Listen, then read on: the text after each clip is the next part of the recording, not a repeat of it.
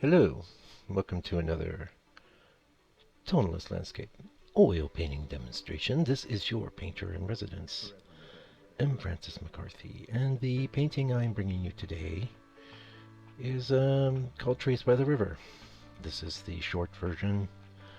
There will be a longer version coming up. The longer version, almost 3 hours, just a few minutes shy, and painted in 2 sessions because I was going for it, but I got interrupted with work on my studio, which is not actually fully been completed, but I guess the drywall holes will be patched at some point in the future. So I've got everything back in place, and I'm just going to proceed.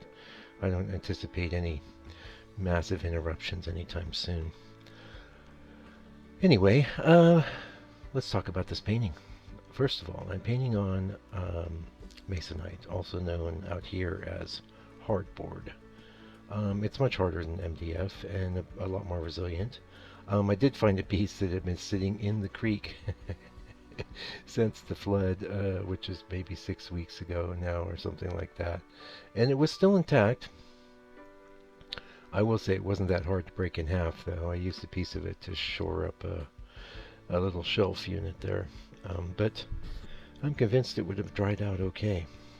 So anyway, I don't think very many paintings would survive for 6 weeks immersed in water. So anyway, and what we're doing right now is my underpainting slash drawing, and I'm working there with, I've been working with the lamp black, and this was a case where when I was doing a bunch of researches, maybe you remember a few videos back, I was talking about the different blacks, the lamp black and the ivory black, which are very close to each other. Lamp black is just a little bit cooler.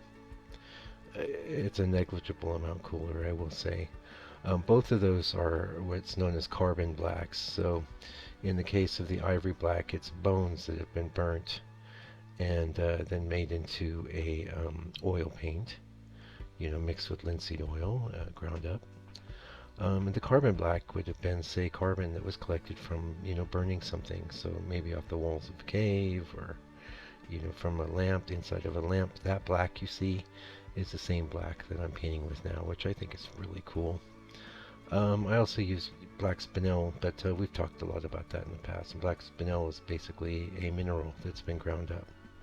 And it has some different properties. But in the process of researching those, one of the things that someone dropped on one of these forums was that, oh, this is, they're both kind of slow dryers, and this is the reason why they're not good for underpainting, which, stuck in my head since it's my favorite color to do underpaintings with. But I know what they mean. I've run into it before, where it's a bit of a slow dryer, and you need to give it time to dry. The black spinel, less of an issue, but still not the world's fastest dryer. As long as you know this, I mean, if you're going to do an underpainting and let it sit for a while. What my solution was to this, several years ago when I started doing my underpaintings with black, was just to do the underpainting and then just jump right into the color like I did here. Yeah.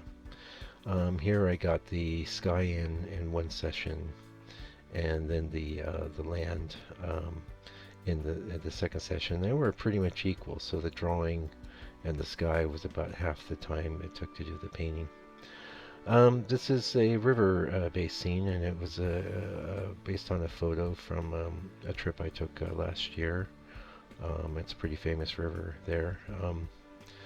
And last time I painted this motif, I did it in a sepia tone, which, someone actually who follows the channel purchased that, and I really, really appreciate that. That's awesome. This time I wanted to do a greens, really. And the thing is with the sky, it was kind of, it was an interesting sky, but not a dramatic sky. I didn't do like sunset colors or anything like that. But you'd be surprised. I threw a lot of different colors in there, and most of the color you're perceiving as blue in the sky is actually a gray that's been mixed from the lamp black and titanium white. And That's another thing, actually. Oh, you know, there's one thing I do want to talk about this video, but I'll get to it. I'll try and remember. We'll go on with the titanium white for now. But so yeah, I've been noticed that I've been using very little lead white in my painting, and which is funny because for years I couldn't have imagined just making it without lead white. But I think just having mastery over your pigments will give you the ability to use something like titanium white is much, much stronger, much, much more opaque than lead white. It's also a little bit slower drier, but not as slow of a dryer, say, as ivory black. Funny enough, when they're in a mixture together, they dry fairly okay. Like if you paint with a gray, that doesn't take all that long to dry. Lamp black on its own or ivory black, they take a little while to dry. One of the slower dryers, actually, I have to say. The quickest dryer maybe being something like raw umber, followed in very rapid succession by burnt umber, its sister or brother color. Anyway, I haven't really been missing it. I haven't been squirting any out. Just after noticing that I was barely touching it. And just, well, I think one of the reasons why that does tend to work for me pretty well is that in my method of painting um, is always to hold off on using white until you have to.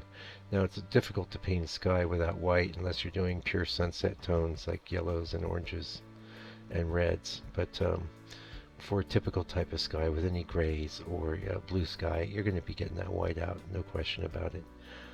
But say where all the land is, I probably didn't use any white, with the exception of the land that would have been on the other side of the river. Now, there's a lot of tips and things in the live video, so if you've got the time, I recommend checking that out. I've got over all my copyright issues. I went through a spate of well, I was searching for copyright classical free, and I thought I had it, and then just got strike after strike. And the problem is that they don't give you much, especially on super long videos. On the shorter videos, they give you the ability to add silence in that portion of the video, or substitute out a bit of music that is copyright free. Of course, that's going to eliminate any audio or anything I would have said, but it would have meant that I could have at least not had to pay somebody for the entire video that, basically their music was used for 2 to 3 to 4 minutes. Yeah. So I guess it's a moral thing with me. Now I can respect the fact that people want to get paid for the music, but if you're labeling your music as something that can be used for that sort of purpose, and then you hit people with strikes, that's just not right, and I won't support it personally. Yeah. So what was this? We're almost halfway. We're a little past halfway through the video. One of the things I want to talk about, because I've been making real solid efforts in the social media side. Speaking of, you can follow me at mfrancismccarthy, Facebook / mfrancismccarthy painter _ or put that in their little search box. You'll find me. I've been putting up not just my images either, just interesting paintings by other people, interesting photographs. I'm even doing a few memes. I did a Michelangelo meme the other day because I've got that graphics background, so I'll start with a quote, and then there was a quote. What got me onto doing the meme was there was a really cool quote by Michelangelo, but they had it over like some stupid sunset or something. Not that it was a bad sunset, but I mean, shouldn't this be over a picture by Michelangelo? And I picked the craziest Michelangelo picture you ever saw. I mean, with this muscular guy. Of course, it's Michelangelo. They're all muscular, but surrounded by all these demons and stuff. I have no idea. It's probably from the Sistine Chapel or something, since he wasn't such a big, he wasn't that big on painting. He was a good painter, though, I think. Yeah. So, yeah, doing social media, and one of the things I wanted to talk about was like something I think we all have to wrangle with as artists, and that is the comparing yourself to others. It's just inevitable, especially, I think, much more so. It's inevitable if you're looking work of people that you just know are better, and especially if they're trying to do things that you're trying to do. It's like you're not going to be too bothered if you see an excellent cubist painting, if you're a landscape painter. But if you see someone pulling off stuff with the landscape that you try to do, and you see him pulling it off brilliantly, there's a couple things. I mean, really, it doesn't. Well, it's just the way it is. I mean, there's so many painters that are better than myself. It's not even funny. But for my part, I don't worry too much about it because everybody can achieve. First of all, there's no one that can ever and will ever paint like you. Even you set out to do study after study. Say you want to be the next George Inness or whatever. You just do nothing but 5,000 studies after Inness, and then start reinterpreting new scenes in the mode of Inness. You're still going to do things that he would never do. Yeah. That's just the way it is. And that is really powerful. It's really good to remember, because what you really should be focused on is not who's especially when I'm talking about, what I'm really talking about is living painters, your contemporaries. I don't think it's as big a problem with the masters, because we call them masters and we know they're supposed to be great. But really, if you want to compare yourself to somebody and you don't want to get into some kind of negative like whirlpool of despair, compare yourself to the masters and do studies and try and bring yourself up according to that measure. And I believe that's been really good advice to artists for since the Renaissance, or probably even before. You could compare what you're doing to what the masters do and see where you fall short, and then try and raise yourself up. And if that means doing studies, or if that just means putting a piece of tracing paper down on a printed out master and just trying to look at it as a puzzle, and I have to say, most of the time that someone's work is going to be superior to yours is going to be composition. Okay, composition is the absolute hardest thing to teach, because it's really it's subjective. There are some rules, like if you don't know about the rule of thirds, that's a great rule, which will strengthen your compositions almost immediately, where you just subdivide the picture plane three ways.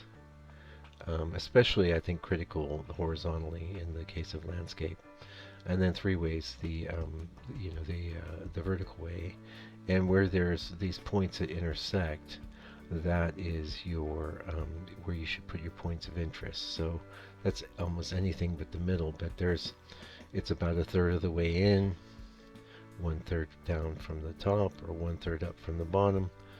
The same thing on the right and the left. So those are your strongest focal point areas. But this is a rule that it's a good rule. It's a great rule, I have to say, not just a good rule. But you don't have to follow it all the time, and you certainly don't have to land things exactly on those points. But other than that, I mean, and there are some good books, like the book I need to repurchase by Edgar Payne that I lost in the flood, which is Composition of Outdoor Painting. I recommend picking that up. But I have had that book since, I don't have it anymore, but I had it since 2012, and I did bucket loads of really bad paintings. Not every painting I did, but plenty of bad paintings. Having owned the book, having read the book, having researched the book deeply, it wasn't enough to keep me from doing compositions that failed. So there's a bit of a clue, right? So you might say, well, geez, how do I learn this composition? Well, one great way, the best way, is by doing studies after the masters, because you're going to see, wow, this looks good. And you're going to start training your subconscious to work in that way. The other thing is just to make a lot of paintings, because when you make a lot of paintings, you can't help but get better. And then when you look back on the older work that wasn't as good, you go, it was the composition in that. And I know you can't put something in that spot anymore. You can't do it and have a good painting. Anyway, just a few tips for you. And yeah, I really appreciate you. I really, really appreciate those of you that have dropped off some donations to me lately. You guys are heroes. And there's a special place in heaven for you as far as I'm concerned. Anyway, till I get back with another video, please do me a favor. Take good care of yourself, your family. Try to love your enemies. Be patient with dumb people. And stay out of trouble.